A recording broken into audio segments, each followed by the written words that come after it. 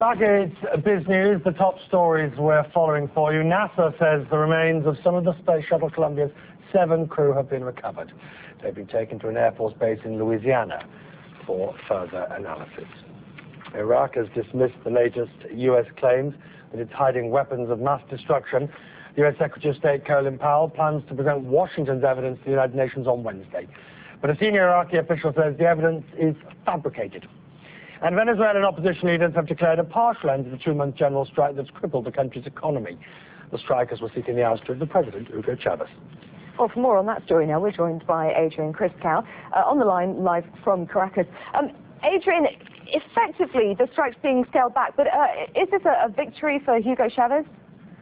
Well, no, it's not a victory for Hugo Chavez. We've got to remember that since the first day of the general strike, the government has been denying its existence.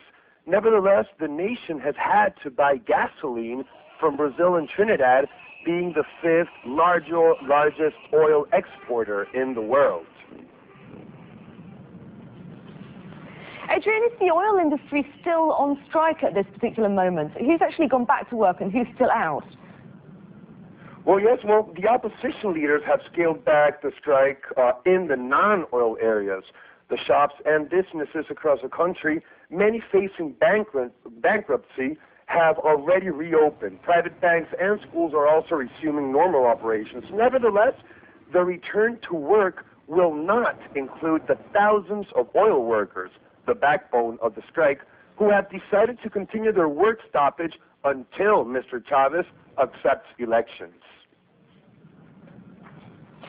All right, I understand as well that there's been the great sign-up going on over the weekend, a huge petition drive.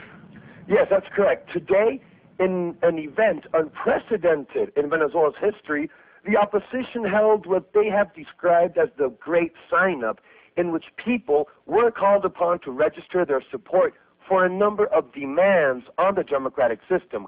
Among these demands, people in Venezuela and Venezuelans in over 20 different countries signed a petition requesting a constitutional amendment to shorten Chavez's rule and trigger immediate elections. And it's very important to state that under Venezuela's constitution, 15% of Venezuela's registered voters, approximately 1.8 million people, can call for any given amendment, and then it becomes mandatory to hold a referendum. Opposition members have given a preliminary number of over 4 million signatures. They must be verified with the National Electoral Council's database. All right, Adrian, thanks very much indeed for joining us on the line there from Venezuela.